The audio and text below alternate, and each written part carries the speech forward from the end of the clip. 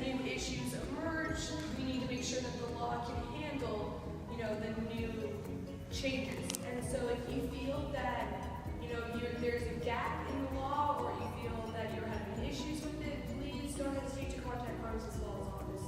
We want to make sure that it's working for us in the new century. And I can give you Mrs. Carter. But congratulations. Thank you. Everyone, thank you for coming out. Really quickly, if you are a member of CRIL's Disability Action Network, let me hear you make some noise. Some of you guys aren't making noise, that's okay. And so I wanted to talk really briefly. Our Disability Action Network is for non-youth, and our Disability Action Network for youth is our youth program that really strives to teach young people how to be advocates for themselves and for their communities, and how to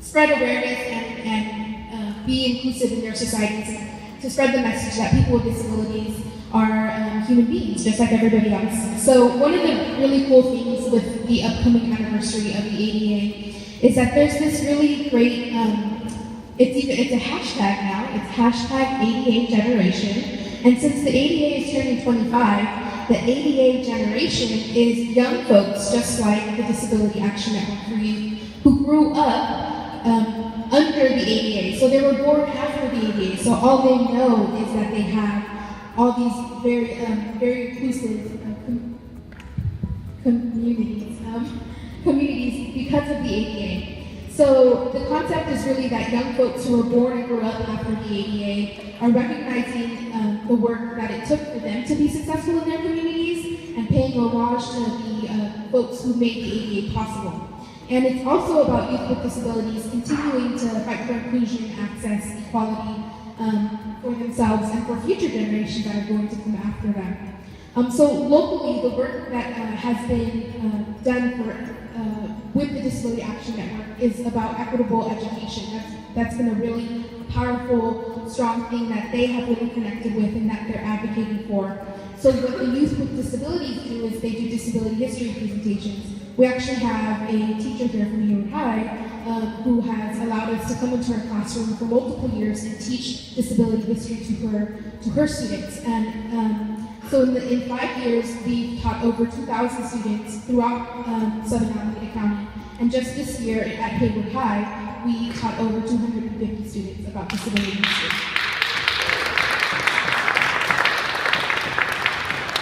So really quickly, I'd like to introduce Damary, who's going to talk more about the importance of the ADA for youth, like her.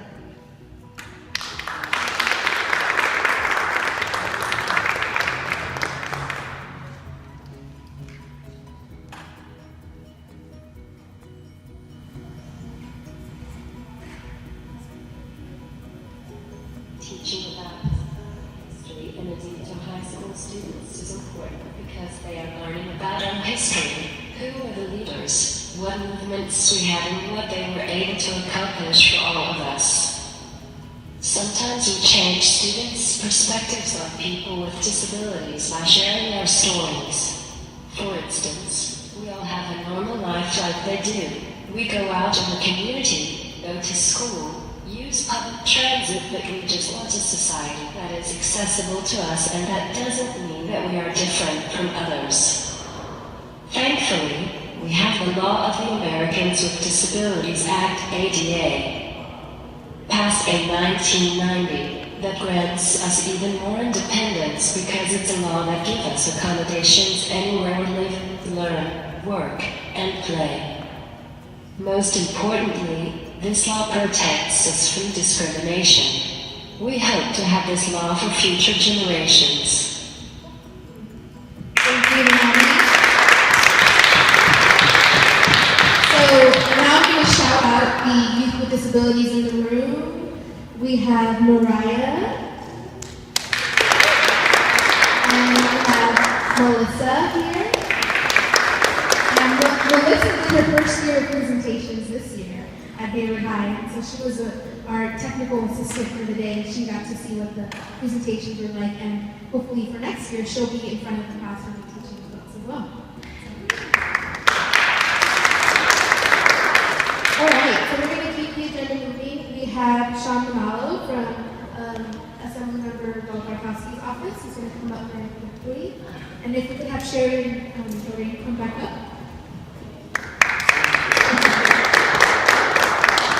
Good evening, everybody. My name is Sean Manolo, and I am a field representative for Assemblymember Wiekowski's office, soon to be a state senator, Wiekowski. And that district is a very diverse district. It is one that we're proud to really call home. It's Hayward and San Leandro south to Santa Clara and San Jose. And it's filled with great organizations that have been doing a lot of great work. And we're proud to be part, I'm proud to be part of the team that will help represent this area. So 2015 is going to be a big year. We're celebrating the 25th anniversary of the ADA. It's opened up so many doors and opportunities for people. And we are very excited to celebrate that here today, or get that celebration and move on early into 2014. And it's really organizations like CRIL and the Foot Soldiers that are here today that keep that legacy and that spirit alive. And I'm here to recognize it. We're here to present a certificate of recognition to Jamie Caring. If I may call Jamie up. Oh, she's not here. Okay. Well, we have the certificate for her, which we'll pass on to the folks here. It reads, "Thank you for your strong commitment in promoting involvement and youth activism on behalf of our special needs community. The state of California applauds you for your outstanding volunteer service and commends you for being an inspiration to the people of the 25th Assembly District." So, thank you everyone for that.